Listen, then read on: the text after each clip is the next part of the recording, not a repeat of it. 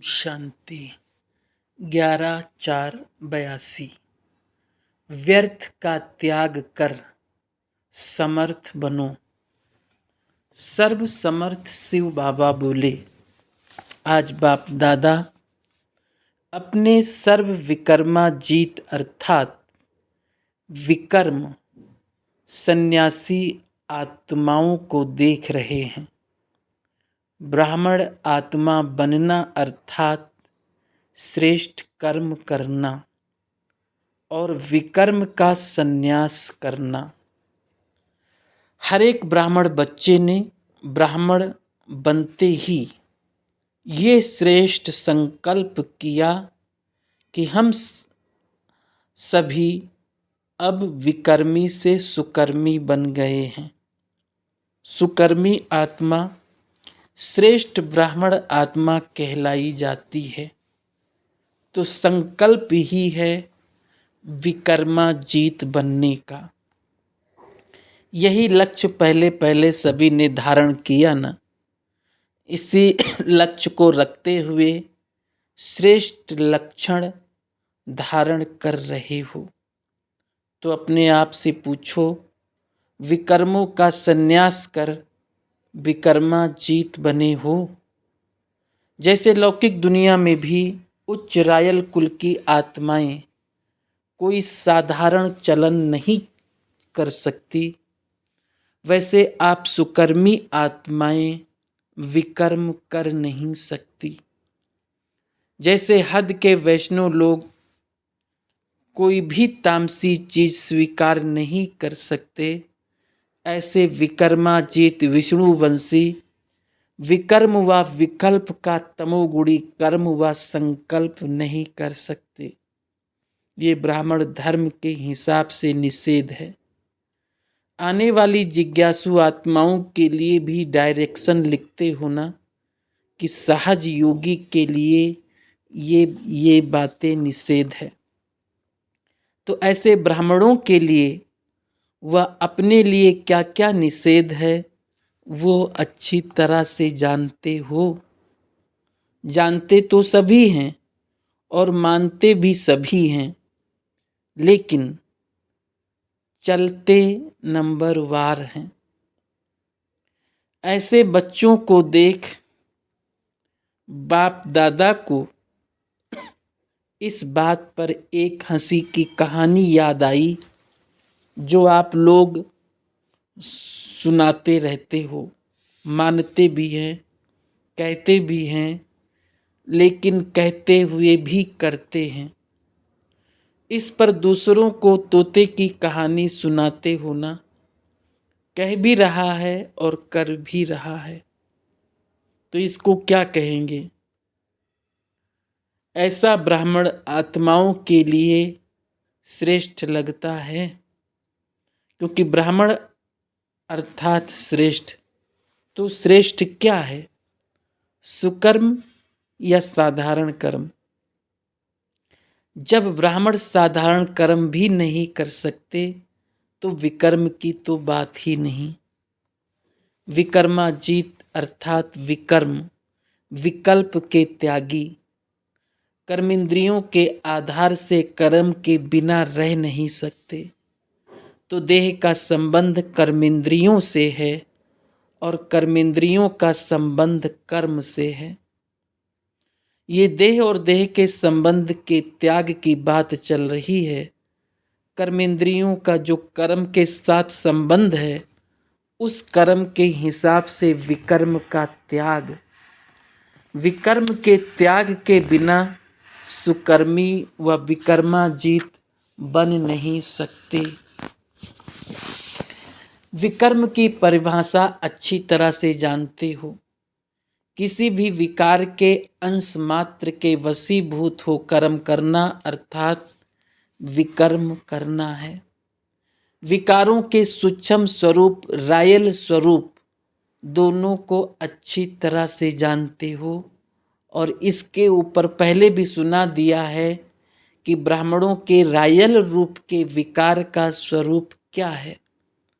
अगर रायल रूप में विकार है वह सूक्ष्म अंश मात्र है, तो ऐसी आत्मा सदा सुकर्मी बन नहीं सकती। अमृत वेले से लेकर हर कर्म में चेक करो कि सुकर्म किया व व्यर्थ कर्म किया व कोई विकर्म भी किया। सुकर्म अर्थात श्रीमत के आधार पर कर्म करना।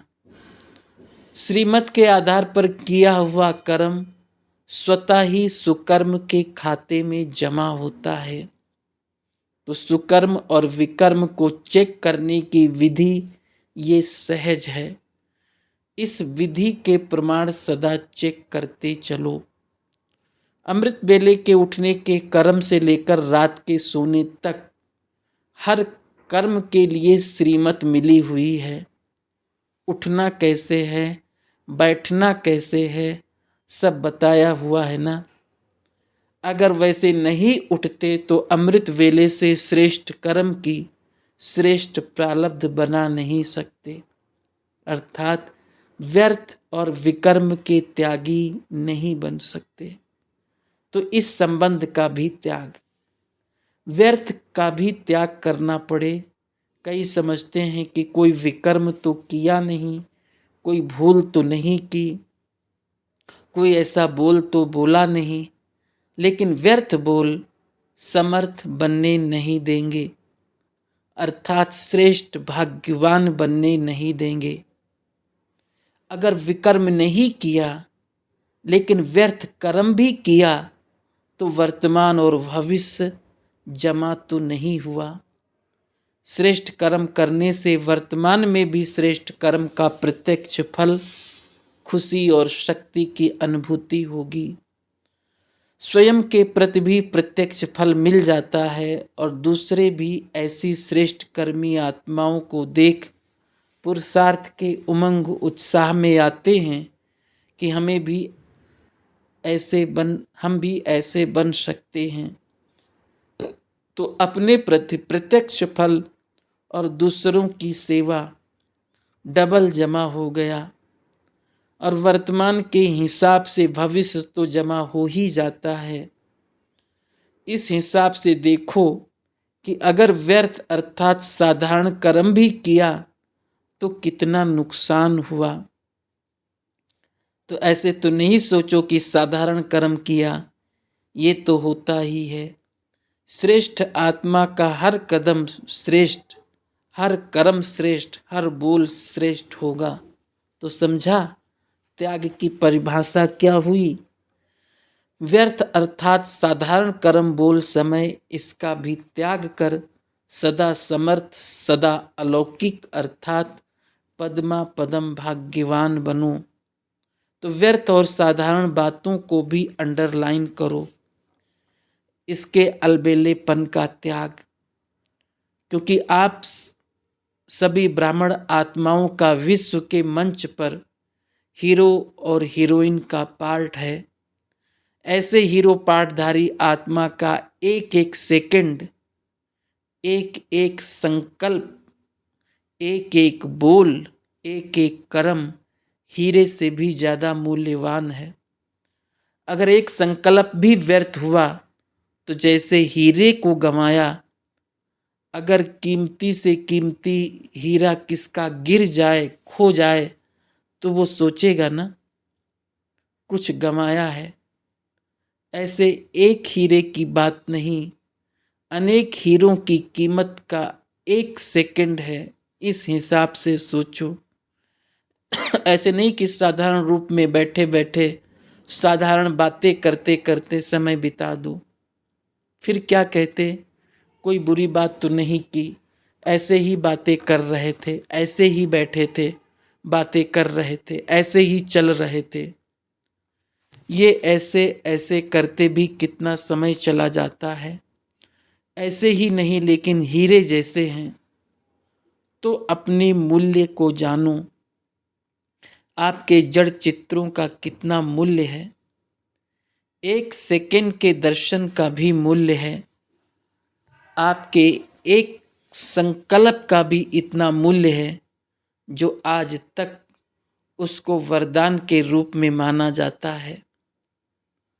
भगत लोग यही कहते हैं कि 1 सेकंड का सिर्फ दर्शन दे दो तो दर्शन समय की वैल्यू है, वरदान संकल्प की वैल्यू है, आपके बोल की वैल्यू। आज भी 2 वचन सुनने के लिए तड़पते हैं। आपकी दृष्टि की वैल्यू आज भी नजर से निहाल कर लो, ऐसे पुकारते रहते हैं। आपके हर कर्म की वैल्यू है। बाप के साथ श्रेष्ठ कर्म का वर्णन करते करते गदगद होते हैं। तो इतना अमूल्य है आपका हर सेकंड, हर संकल्प। तो अपने मूल्य को जान, व्यर्थ और विकर्म व विकल्प का त्याग। तो आज त्याग का पाठ क्या पक्का किया। ऐसे ही ऐसे शब्द के बोल का, शब्द के अलबेलेपन का त्याग। जैसे कहते हैं आजकल की चालू भाषा, तो ब्राह्मणों की भी आजकल चालू भाषा ये हो गई है, ये चालू भाषा छोड़ दो। हर सेकंड अलौकिक हो, हर संकल्प अलौकिक अर्थात अमूल्य हो, वर्तमान और भविष्य डबल फल वाला हो। जैसे देखा है ना, कभी कभी 1-2 में इकट्ठे फल होते हैं, 2 फल इकट्ठे निकल आते हैं। तो आप श्रेष्ठ आत्माओं का सदा डबल फल है, अर्थात डबल प्राप्ति है। भविष्य के पहले वर्तमान प्राप्ति है और वर्तमान के आधार पर भविष्य प्राप्ति है। तो समझा, डबल फल खाओ, सिंगल नहीं। अच्छा, सदा विकर्माजीत हर सेकंड को अमूल्य बन और बनाने की सेवा में लगाने वाले ऐसे डबल हीरो, डबल फल खाने वाले, व्यर्थ और साधारण के महात्यागी, सदा बाप समान श्रेष्ठ संकल्प और कर्म करने वाले महाभाग्यवान आत्माओं को बाप दादा का याद, प्यार और नमस्ते। पार्टियों के साथ प्रश्न। एक बल और एक भरोसे पर चलने वाले किस बात पर निश्चय रखकर चलते हैं। उत्तर, एक बल एक भरोसा अर्थात सदा निश्चय हो कि जो साकार की मुरली है वही मुरली है, जो मधुबन से श्रीमत मिलती है वही श्रीमत है। बाप सिवाय मधुबन के और कहीं मिल नहीं सकता। सदा एक बाप की पढ़ाई में निश्चय हो। मधुबन से जो पढ़ाई का पाठ पढ़ाया जाता है वही पढ़ाई है, दूसरी कोई पढ़ाई नहीं। अगर कहाँ भोग आदि के समय संदेशी द्वारा बाबा का पाठ चलता है तो ये बिल्कुल रांग है, ये भी माया है। इसको एक बल एक भरोसा नहीं कहेंगे। मधुबन से जो मुरली आती है उस पर ध्यान दो, नहीं तो और रास्ते पर चले जाएंगे। मधुबन में ही बाबा की मुरली चलती है, मधुबन में ही बाबा आते हैं। इसलिए हर एक बच्चा ये सावधानी रखे, नहीं तो माया धोखा दे देगी। प्रश्न, संगम पर ही तुम बच्चे बेगर टू प्रिंस बन गए हो, कैसे। उत्तर, पुरानी दुनिया और पुराने संस्कारों से बेगर और ज्ञान के खजाने, शक्तियों के खजाने, सबके राज्य अधिकारी अर्थात प्रिंस। पहले अधीन आत्मा थे, कभी तन के, कभी मन के, कभी धन के। लेकिन अब अधीनता अर्थात बेगरपन समाप्त हुआ, अब अधिकारी बन गए। अब स्वराज्य, फिर विश्व का राज्य। ओम शांति।